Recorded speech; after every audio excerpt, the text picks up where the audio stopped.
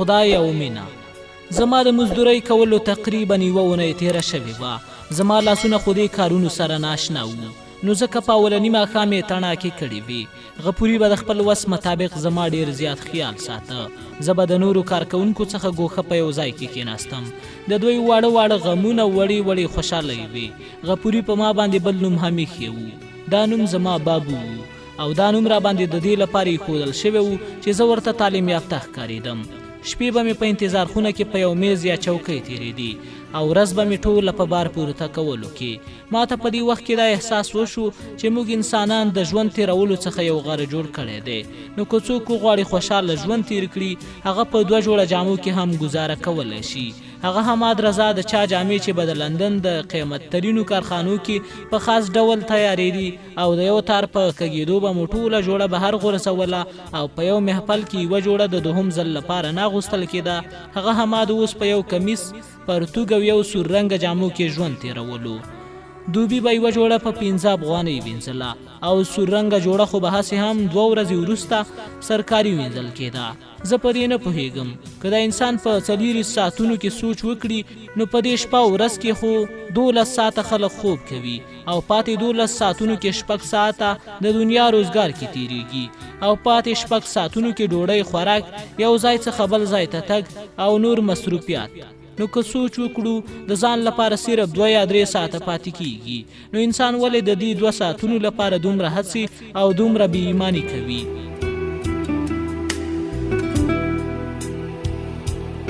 هر ورځ زمونږ مخې ته هغه ژوندي مثالونه راځي، د چا ژوند چې زمونږ څخه هم تریخ وي. خو رښتیا خبره خدا ده چې له پاچا څخه نیولې تر فقیره پورې ټولو سره همدا 40 ساعته وخت وي. 40 ساعته که هر څنګه وي تیریږي، خو که دا چیرې په صبر او پرته د کوم شکایت څخه او یا هم د شکرانې په سجدې سره تیر کړو نو دا به څنګه وي؟ ژوند ماته په هر ډګر کې نوې ښوونې راکوي، یا ما شاید د ژوند اصلي مقصد پیژندلی دی او یا هم ماته داسې ګرانه ښکارېده ځکه زه یوازې او تنها وم. شاید خپلوي د انسان له ټولو څخه لویه کمزوري جوړوي. همدا خپلوي ده چې انسان د ناشکرۍ او د ښه نه ښه ژوند په تېرولو مجبوره کوي. که دنیا کې ټول زما په شان یوازې وی نو کیدای شي هیڅ چاته به ژوند تېرول سخت نه ښکارېدل. مور، پلار، ورور، خور، ښځه، بچي، دا ټولې خپلوۍ لکه چې انسان دې ژرندې ته په زوره ټېله کوي. 1 اونۍ تېره شوې وه او نن د پنجشنبې ورځ وه. نن ماښام زما رخصتي وه. ما غفوري څخه د وتلو اجازه واخیسته او راووتم. دا ټوله اونۍ ما نوره دنیا په سترګو نه ولیدلې. ما ته داسې ښکارېده چې نن په لومړي ځل دې ښار ته راغلی یم. ښه وو. سټیشن سره نږدې یوه ټانګه ولاړه وه. ټانګې والا ته مې د مولوي صاحب د کور پته ورکړه او هغه ځای ته د تلو لپاره مې ورته وویل موږ په ژوند کې څومره پریکړې کوو چې سبا به دا کار کوم، بلې اونۍ ته به دا کار ترسره کوم، په دې نیټه به دې کار پسې ځم. خو په دې پریکړو کې ډېرې داسې وي چې په رارسېدو سره ستاسو د زړه کښتۍ په ډوبېدو شي. د مولوي صاحب کور ته په تلو سره زما حالات هم دغه شان وو. زه په دې هم پوهېدم چې زه د بښنې وړ هم نه یم، خو غوښتنه مې کولی شوه. ټانګې والا ته مې د کوڅې په سر کې د ودرېدو ویل. د مازدیګر 5 بجې وې چې زه په مات زړه د مولوي صاحب کور ته روان شوم. خو دروازې ته په کتلو سره مې ځمکه له پښو وتښتېده. یو څه د مولوي صاحب سره د بیا مخامخ کېدو له وجې او یو څه د هغه نازنینې د کور ته د نږدې کېدو سره مې ټول بدن باندې خوله راغله. په مات زړه مې قدم واخیست. د مولوي صاحب په کوڅه کې هم بس 4-5 کورونه وو او دا مهال په ټوله کوڅه کې چوپتیا خپره وه.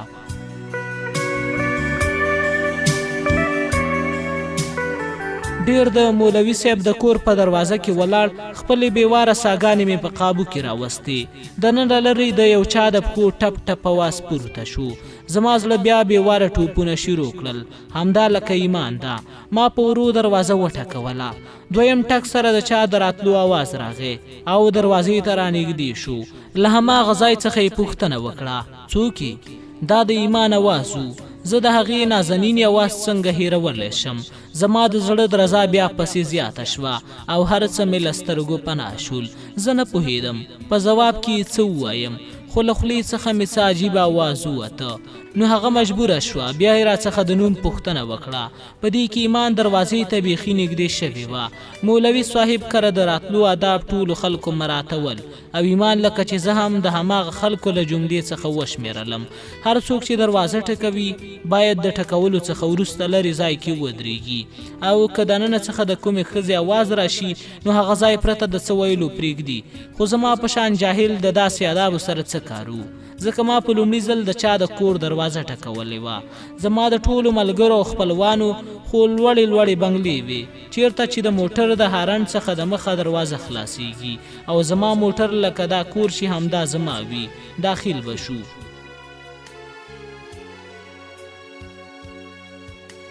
ایمان به داسې فکر کړی وي چې زه د مولوي صاحب د معززو مېلمنو څخه یم چې د دروازې ټکولو او بیا د ښځې د غږ اورېدو وروسته به دروازې څخه ډېر لرې ولاړ یم ځکه زما آواز سم نه اوري.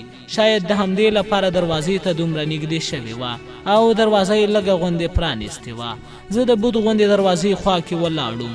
د ټولو د مخه مې د هغې نازکې ګوتې چې په دروازه ایښې وي ولیدي او بیا ایمان چې یوازې 2 سترګې ښکارېدې تر سترګو شوه. د هغې به په خیال کې هم نه راته چې څوک به دروازې سره دومره نږدې ولاړ وي. ما په خفګان سر راپورته کړ او یو ځل بیا د یوې لحظې لپاره زما سترګو د هغې د سترګو دنیا ولیده. هغې دویم ځل پرته د څه ویلو څخه دننه لاړه. هغه دومره وویرېده چې دروازه یې هم نیمه خلاصه پرېښوده.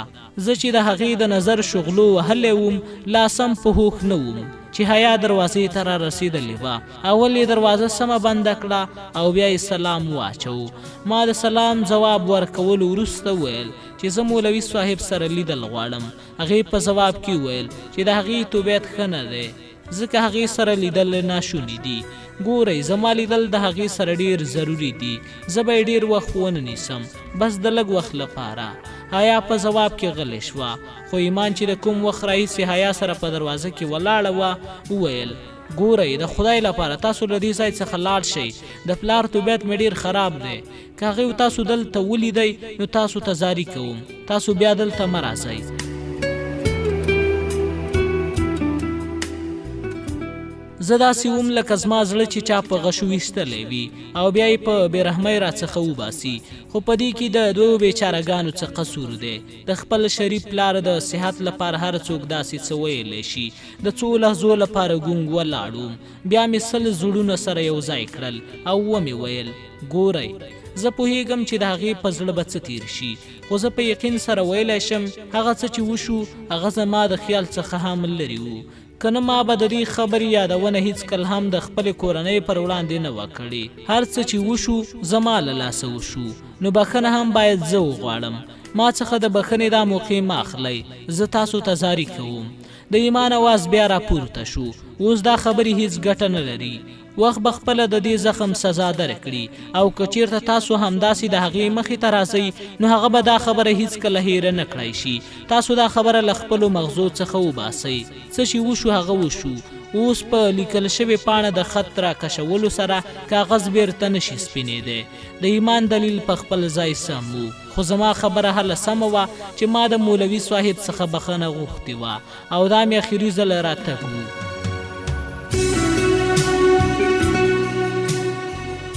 په داسې حالاتو کې ما کلونه انتظار کولی شو تر څو مولوي صاحب دا خبره هیره کړي او زه ترېنه بښنه وغواړم. خو زما مقصد د دې څخه لږ زیات و. ما اول د هغې اعتمادي لاسته راوړل غوښتل او بیا مې نظر په ایرو کې پټ شوي لال باندې و. کوم لال چې زه دې حال ته راوستی یم. هغې دواړه دروازې څخه پناه ولاړې وې او زما د تګ انتظار یې کوو. زه هم په خپل ځای ولاړ د نوې خبرې جوړولو هڅه مې کوله. ما فکر کوو که چیرې نن د دې ځای څخه همداسې لاړم نو کیدای شي بل ځل راتګ زما لپاره ډېر سخت تمام شي. ما په آخري ځل د څه ویلو لپاره خوله جوړه کړه چې له دننه څخه د مولوي صاحب اواز راغی دروازه کې څوک دی. په دواړو خواو کې چوپتیا خپره شوه. په دې کې ناڅاپه عبدالله د کوڅې په سر کې ښکاره شو. زما په لیدو لږ نور هم راتېز شو او را رسېدو سره یې راسره ستړي مشي وکړه. تاسو دلته؟ هو زه مولوي صاحب سره لیدل غواړم. عبدالله یو څه غلی شو. شاید هغې سره اوس مهال لیدل ښه نه وي. تاسو خو یو ځل هغې ته زما باره کې ووایئ. که چیرې بیا هغې انکار وکړی نو زه به لاړ شم. عبدالله یو څه چوپ شو، بیا یې سر وخوځاوه او دننه لاړ. دا څو لحظې پر ما د قیامت په څیر تېرې شوې.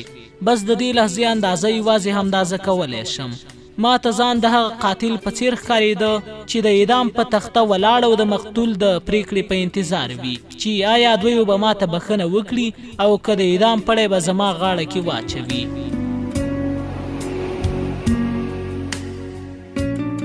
د پیړیو انتظار څخه وروسته دروازه خلاصه شوه.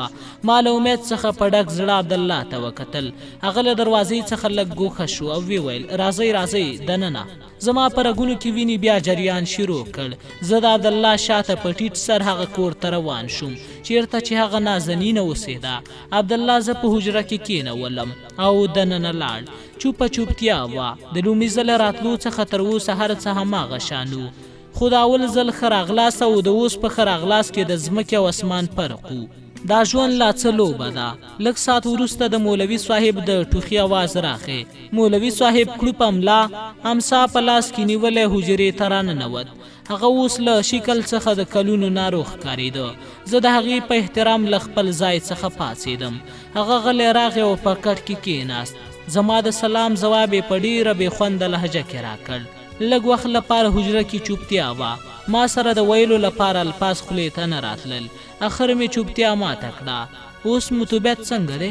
بس که یم، د الله شکر دی. آیا نن له تاسو څخه د بخښنې غوښتنه کولی شم؟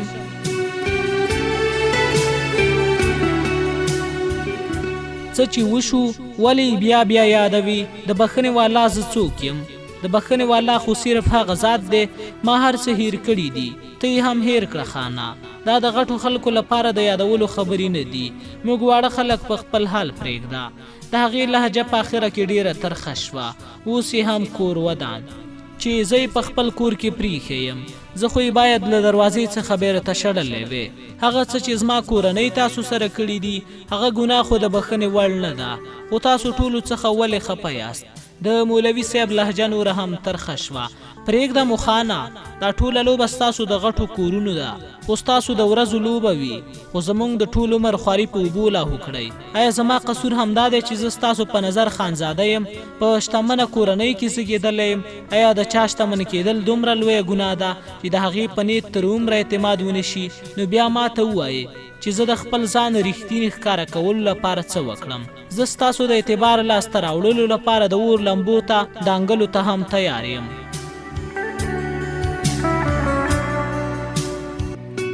او بیا تاسو چې له کومې کورنۍ څخه خفه یاست هغه خو اوس زما خپل هم نه ده.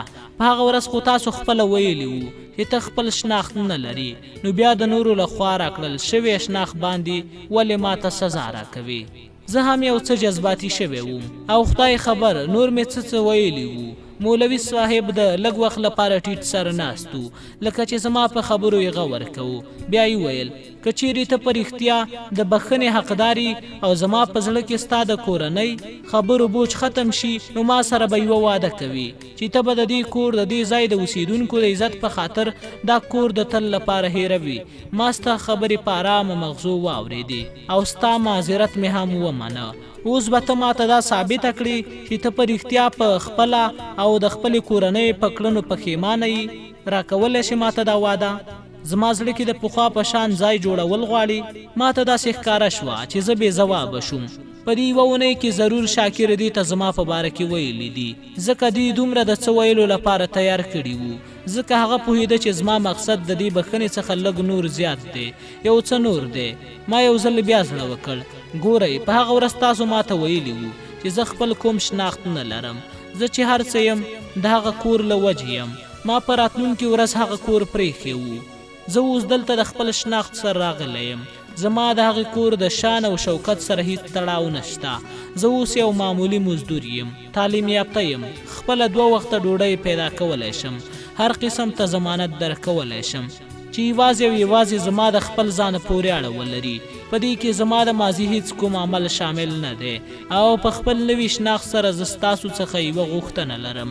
د مولوي صاحب رنګ نورو له غوسې څخه سور واوښت، خو په ډیره مشکله یې ځان قابو کړ. د هرې خبرې تکرارولو څخه مخکې لږ سوچ ضرور وکړه چې ته لا تر اوسه زما باقي یې. هسې نه چې ستا دا غوښتنه هغه پخوانۍ بښنې ټوټه ټوټه کړي. ته چې څه فکر کوي هغه ناشوني ده. زه چې له سټیشن څخه د مولوي صاحب د کور په لور راتلم نو ما هیڅ سوچ نه و کړی چې زه د نن په دې موضوع خبرې وکړم، خو مولوي صاحب هسې د خبرې مخ هغې خوا ته اړولی و. د لږ وخت لپاره موږ دواړه غلي ناست وو، نو بیا هم ما خبرې شروع کړې. ما فکر کوو چې د کوم خاصې خبرې لپاره کوم مشر ستاسو خوا ته راولېږم. زما د کورنۍ پرته نور هم څوک شته چې زما زاري تر تاره رسولی شي، لکه چې تاسو د اولې نه آخري پرېکړه کړې وه. یوازې ما ته دومره ووایي چې په ما کې څه کمی دی. د خپل دولت او بدنامۍ جامې خو ما په خپله کوڅه کې پرېښي. راغلی یم له دې څخه پرته چې څه کمی وي نو د هغې د لمنځه وړلو کوښښ به هم وکړم.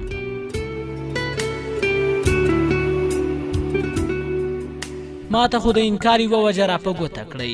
مولوي صاحب اوس د خپل قهر په قابو کولو کې پاتې راغی. هغه په ډېر قهر سره چغې کړې او په خپل ځای ودرېد. بس ډېر څه دي ویل، ولې د زموږ بدنامۍ پسې راخیستې ده؟ دا خلک به څه وایي؟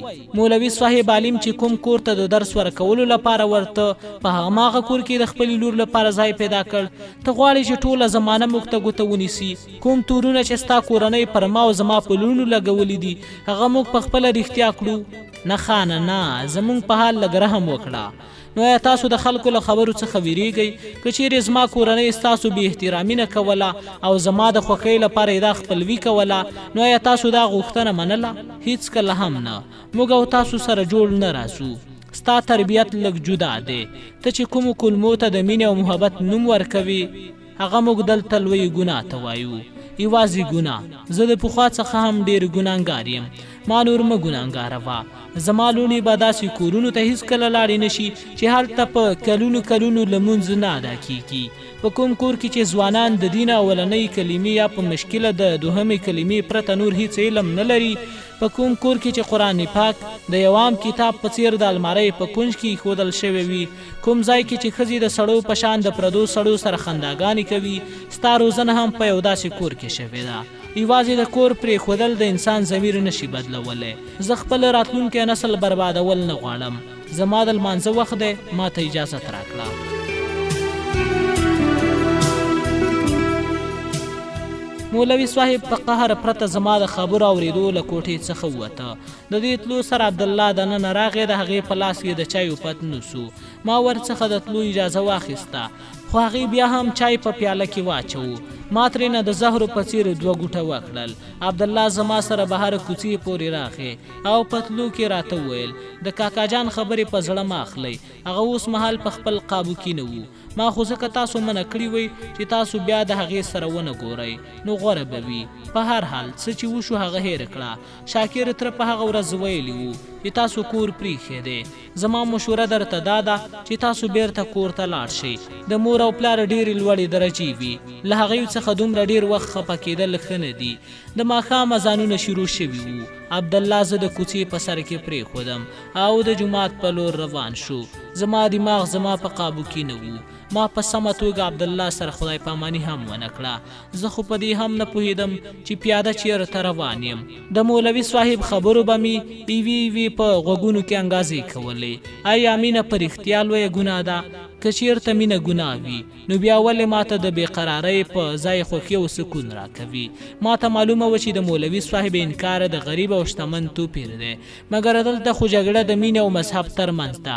زه اوس په دې نه پوهېدم که چیرې ماته یو څو کلمې یادې وي او سپینې جامې مې اغوستی وی او د جومات په یو کونج کې ناست وم او بیا مې ترېنه لور غوښتی وی نو آیا زما غوښتنه به یې منلې وه؟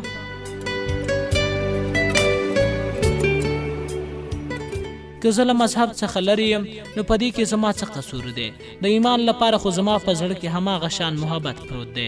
دا خو سمه ده چې زه یو پوره مومن نه یم او تربیت مې اسلامي نه دی، مګر دې خبرې محبت او مینې سره څه تړاو درلود.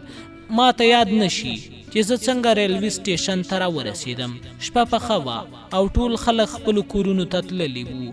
زه د خپل ځانه ورک په یو تخته څملاستم. زه په دې نه پوهېدم چې له مذهب څخه لرېوالي نن ولې زما مینه دومره سپکه کړه. ځان راته ډېر وړوکی ښکاره شو. مولوي صاحب په یو ټک ما څخه زما د ذات او مینې غرور وشکوو. نن زما څخه پرته په دې نړۍ کې هیڅوک یوازې نه وو.